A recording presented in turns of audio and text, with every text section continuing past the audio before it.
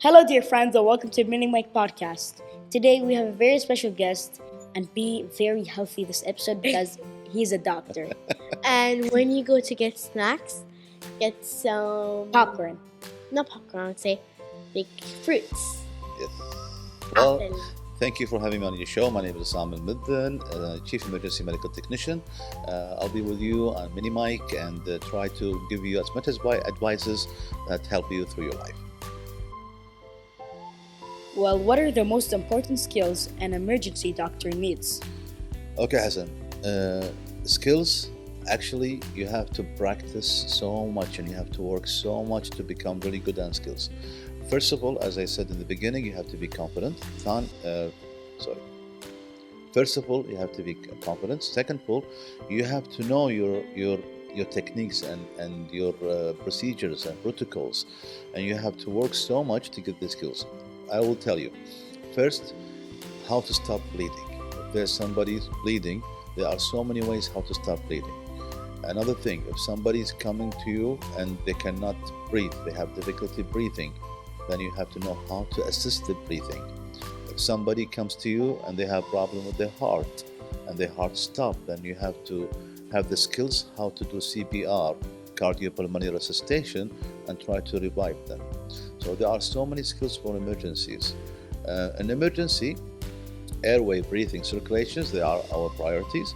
And then after that it comes burns, it comes allergies, and then at the last priority, it's fractures, which is broken bones. Because when somebody's bone's broken, that's it, it's done. So they have to go and get cast, and they have to stay for a long time until the bone fixes itself and becomes one bone again.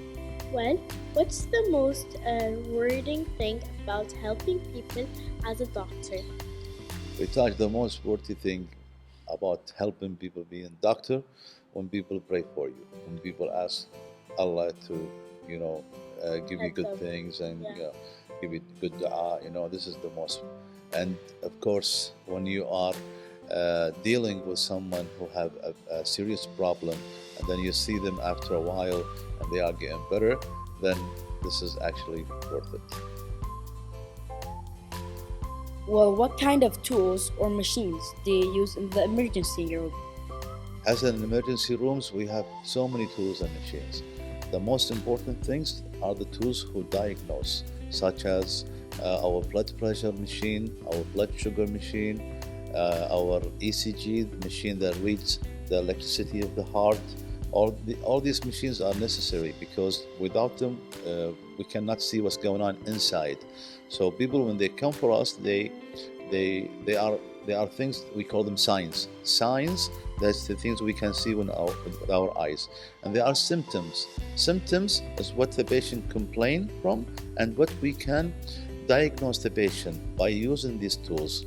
And there are also tools for treatment, such as bandages, crib bandage, disinfect substance. There are so many tools that we can use, scissors, oxygen cylinders, that we make sure that they are there for us to provide them for people whose oxygen level in their blood is low. There are so many tools that are very necessary in our ER room. Well, did you ever struggle in school, and how did you overcome it? In school? Okay. Everybody, I think, struggles in school, right? Yeah. So, going through the time of schooling, we have different levels, like elementary and middle school and then high school, and each level is difficult, or each level is more difficult than the other one. But I think after going from middle school to high school, that's where the struggle happens, because it's a sensitive time and it's going through, adolescence, dealing with the older people and older and let's say very heavy subjects. For me, actually, I was struggling with I know my English is pretty good now, but I was struggling with English. Wow. Back then. Well, actually, I struggle in grammar. But for now, we're just gonna go for a quick break and come back. So, pause.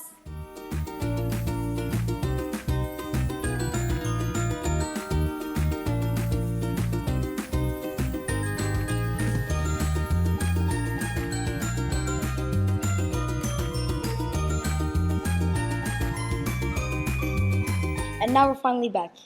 But I'm not gonna say unpause so Rtach can stay not moving. Well, unpause. Well, that's wait. At least you guys get to move. Yes. Well, how can kids start preparing to be doctors while they're still in school?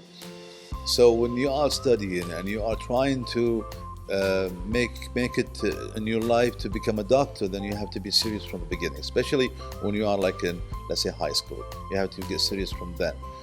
Working so hard and commitment and having it here inside that you want to be a doctor, especially if you have it inside you here that you like to help people and like to give or provide the let's say the medication and life-saving for people who are in need, then you have to work really hard from high school. Well, are you scared of spiders? Well, spiders actually they're good, you know. They're nice creatures because I think science can use them for medications, you know, for medicines and stuff. But spiders, actually, I'm not scared of them. I know somebody who's scared of them. Right, Rtach? Well, guys, he's talking about me because earlier, before we started recording, there was a spider on the mic. That's right, and he just flipped everything over. Well, Yes, Rtach. how can... well, why is it important to ask questions and stay curious? How do you, again, ask me again? Well, why is it important to ask questions and stay curious? And stay curious? Well, if you care about your questions, then you should be curious, because somebody who asks questions, they need answers. And if you don't get the answer you are looking for, then you're going to be curious to know more. So asking questions is actually asking for answers. Questions has to be curious. You have to be curious to ask a question, you know? Yeah. Well, how do you stay calm and confident when learning something difficult? Okay, I usually say pause, but to myself. Okay, I take pause. I give myself 10 seconds, 5 to 10 seconds, just to keep my thoughts going and to prepare myself on how I'm going to start dealing with this kind of emergency or this case, and keep my confident. When I remember all these tools, all these steps, and prepare all my tools to work with the injured or ill person, then I can be confident. If I know the steps and I can see them here, then it become confident to me. Well, what is the hobbies or activities that helped you build skills for becoming a doctor?